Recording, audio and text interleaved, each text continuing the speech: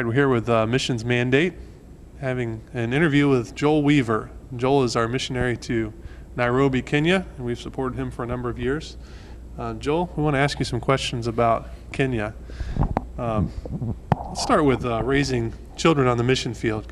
Any advice you could give to supporting churches and when it comes to raising children on the mission field?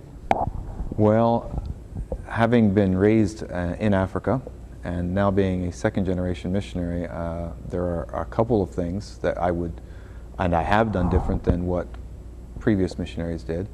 And one of those would be the matter of getting your kids more involved in the ministry, one, and being able to, if you're in rural area churches, to let them work in the Sunday schools and let them play with the kids there and let them understand and know the kids.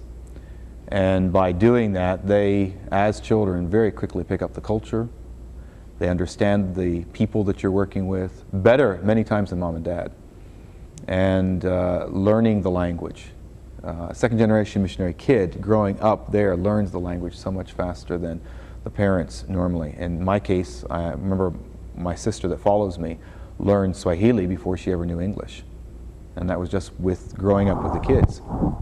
I also think that when it comes to the matter of the kids going to school, if possible, it is good for the kids to be able to go to school in a local school. I know a lot of kids go to mission schools.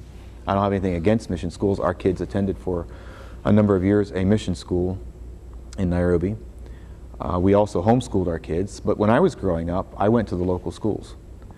And the only reason I didn't send my kids at that, when I had children, was because the standard of education had fallen so much. But if the standard of education is high, I would encourage the missionary kids to attend a school like that, again, to know the culture, to know the people, to know the language, and that seems to really help the kids. We come to a third area, I think, would be when a child or a young person reaches those teen years, finishes high school, ready to go off to college. What preparation has been done with your kids to prepare them to go back to, in this case we'll talk about the United States. If they're going from Africa back to the United States, what do they know?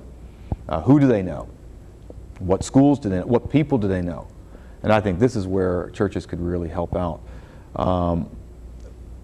As this, say this home church here would have a missionary, a number of kids coming back to go to college. The parents can come back and help those kids get settled into the culture here.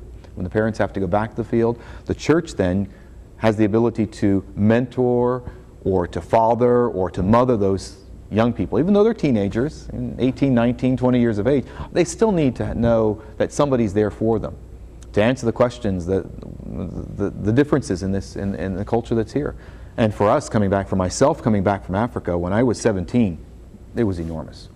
I had been in America very, very little and went to university, and my first semester was very, very difficult.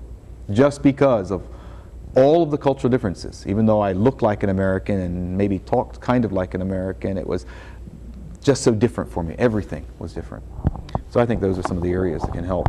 What were the maybe the top two things you felt were the most awkward for you as a missionary kid coming back to the States that people could maybe understand in order to help the children? Well, one of the overwhelming, for us being raised in Africa and very poor Africa, to come back to America, everything is big and everything is fancy and there's just so much of everything. It's actually overwhelming just even to go into a supermarket and see all the various types of food you have there.